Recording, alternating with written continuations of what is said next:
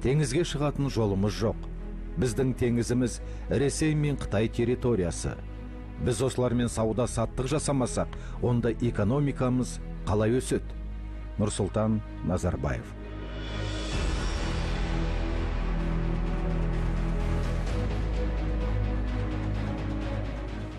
Алаштың осы емес пе еркіндігі, жарасып көш түзесі ел тірілігі. Төсінде темір жолдар түйісетін Ұлытау, Қазақстан жергіндігі.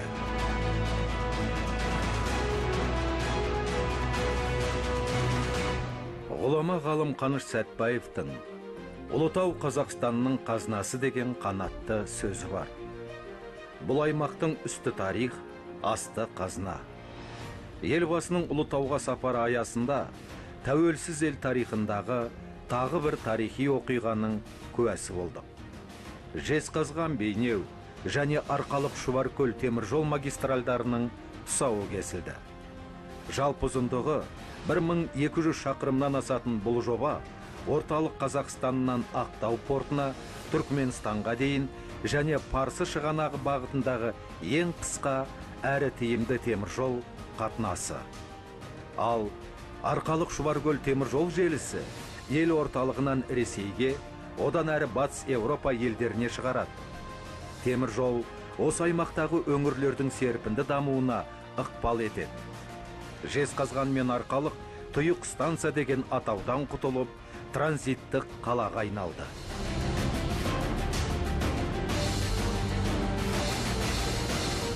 Бұл Жезқазған өңірі Қаныш Сәтбаев деген ғұлама ғалыммен байланысты мыс кенінің табылуымен Жезқазған қаласының орнауы екеуі сабақтас бірімен бірі. Қазіргі жағдайда сонша жыл, 50-60 жыл өтті, қанша кен шығарды, мыс шығарды, жердің қойнауындағы байлықтың таусылатын кезі болады. Сол сияқты Жезқазғанның төңірегіндегі мыс кені таусылып, мынау Жезқазған комбинаты құрылған сол үшін соның төгіндегі қаланың жағдайы нашарлай бастады. Бұл табиғи мәселе. Әрбір кеннің төңірегінде, әрбір электростардың төңірегінде ауыл сала бастаған Совет одағындағы кез ғой. Ана жердегі жұмыс біткеннен кейін халық не істерін білмеді.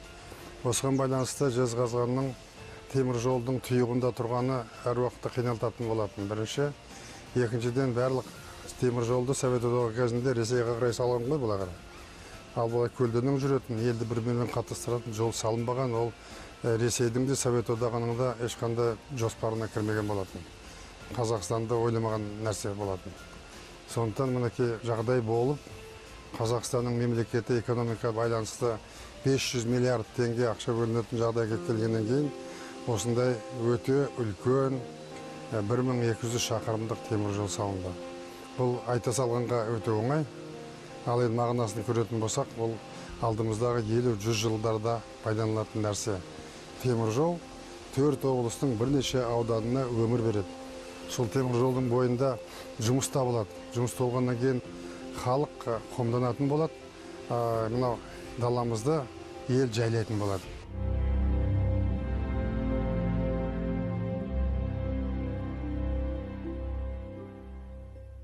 So Kazakhstan's been part of global trade since the time of the Silk Road. Қазақстан ұлы жібек жолы дәуірінен бері әлемдік сауда айналымында өз орны бар. Еуропа мен Азияны байланыстырушы ел болды. Бүгінде күн тақырыбына қойылған басты мәселе темір жол, әуе жолдары мен автомобиль жолдарын одан әрі дамыту. Тауар тасымалдауға қолайлы жағдай жасау. Меніңше, осы бағыттағы Қазақстанның қазіргі жасап жатқан жұмысы келешекте өз жемісін береді.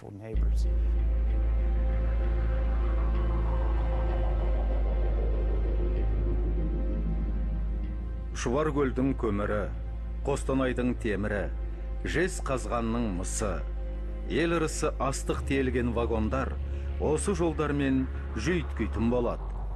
Сөз жоқ, жаңа темір жол Жезқазғанның дамуына серпін береді. Жезқазғанда әлі бірнеше жылға жететін мыс қоры бар көрінеді.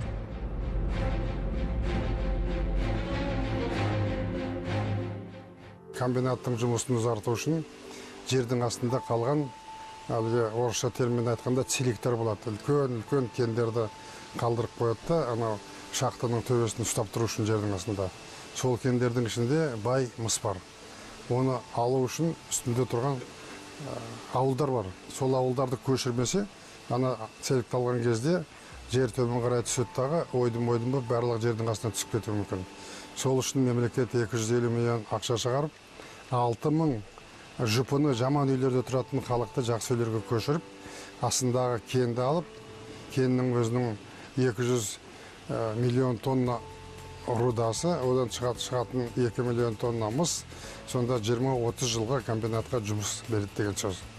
Одан кейінгі тағы да барлау жұмыстары жүретін болса, тағы да табыла береді деп санаймын. Содан кейін мағынасы өте үлкен.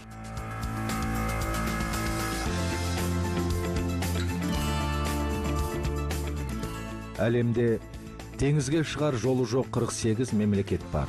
Соның бірі Қазақстан. Олар дүниежүзілік тауар айналымының 90%-ын құрайтын теңіз арқылы сауданың мүмкіндіктерін пайдалана алмайды. Ал темір жол теңізге шығар жолдың тетігі.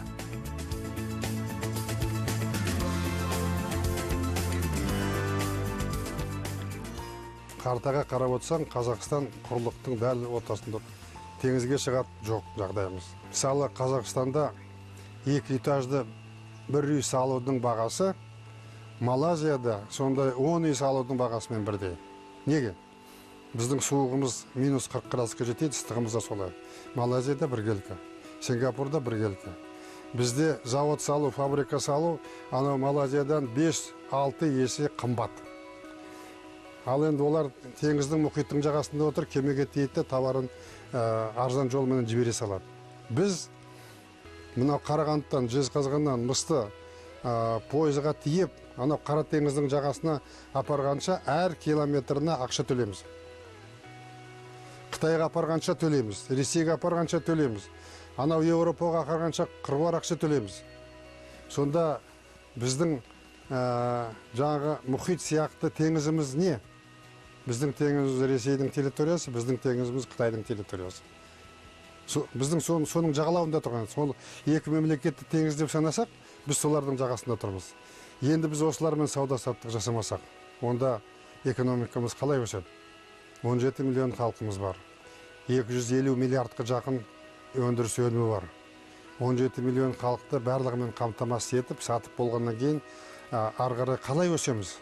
Егер деге шығарған заттарымызды, тауарларымызды біреу сатып алмайтын болса, ол сатылмай складта қалады. Складта қалғаннан кейін зауыт тоқтайды. Зауытта істейтін жұмыскерлердің барлығы жұмыстан босалады, жалақысынан айырылады, бала-шағасын асырай алмайды, ертең босып кетеді. Сондықтан жақын көршілермен экономикалық қарым-қатынас жасау маңдайымызға біткен нәрсе. Ол ешкім шекесі қызғаннан оны жасамайды. Ол мүмкіндігіміз осы, басқа біздің амалымыз жоқ. Сондықтан экономикалық одақ құру, саяси емес, экономикалық одақ құру.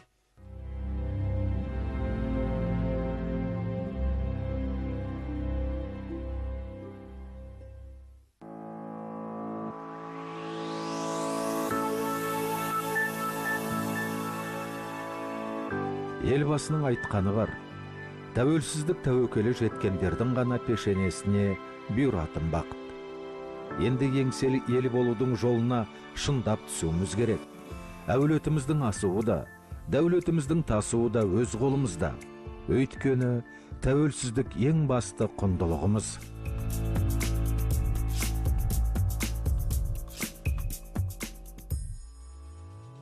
Мен бір рет айттым, қайталап айтамын.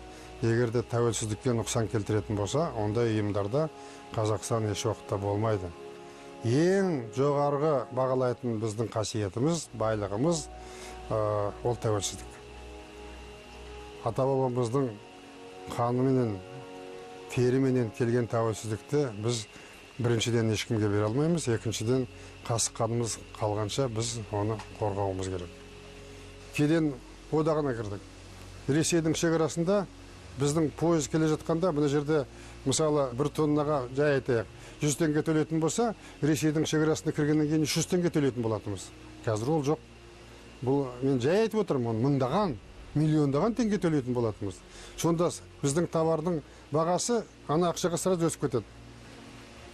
Ондай бағаменен шетелге барған кезде аналардың товарларымен бәсекеге түсе аламыз ба? Түсе алмаймыз. Біз мұнайды апарып жатқан елміз. темірді апарып жатқан елміз, көмірді апарып жатқан елміз. Сонда біздің мемлекет қанша содан пайда тауып жатыр. Бір. Екіншіден, қоян қолтық сауда жасайтын екі ел бір-бірінің тыныштығын қолдайды. Бір-бірінің бейбітшілігін қолдайды. Бір-біріне қол сұқпайды. Саясатына кіріспейді, бір-біріне жаңжыл жасамайды.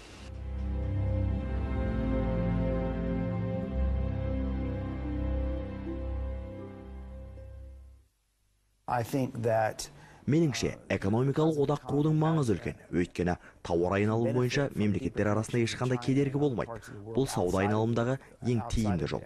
Қазақстан қазіргі экономикалық одақтастарынан бөлек, Қытай басқа да елдермен келісімге келсе, экономикалық тұрғыдан сіздердің ел үшін оң шешім болар еді.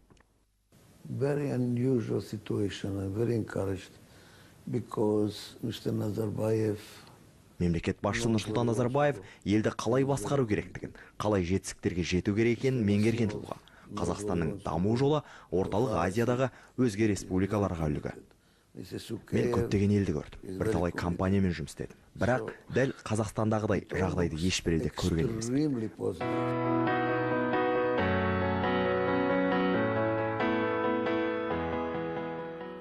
Қазақстанның болашағы жарқын деп санаймын. Себебі біз ешбір елге тиісіп жүрген халық емеспіз. Ешбір елге біз жау емеспіз. Төңірегіміздің ешқайсысы бізге жау емес. Сонда бізге сырттан кеп тиісетін қазір дайын тұрған ешкім жоқ.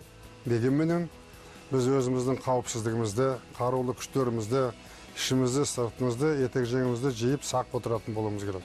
Қандай жағдайда да. Осылай төңірегіміз бейбітшіл, өзіміз бейбітшіл, ішіміз бүтін болса, ішіміз бірлігіміз бар болатын болса, ең бірінші қазақтың бірлігі, мына көпұлтты халықтың бірлігі, бірте-бірте біз жарқын болашаққа жетеміз деп санаймын.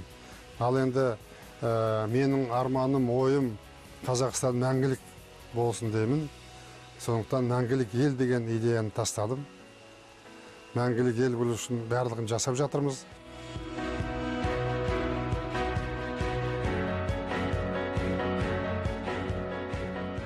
Қасиетіне бас етін Ұлытау жерінде тарих пен халық, ел мен жер, дін мен тіл, экономикалық даму жөнінде тағылымды ой тасталды ортаға. Парасат пайымға толы толғаныс. Ұлытауда астан кестен дүниені бастан кешкен. Дүние қазір де дүрбелең. Алпауыт мемлекеттер басшылары қайтадан ғарасат майдан жайлы бас ауырта бастады. Ал қазақ елінің басшысы парасат қайдан дегенге жауап іздейді. Біздің бір, бәлкім мың артықшылығымыз осында шығар.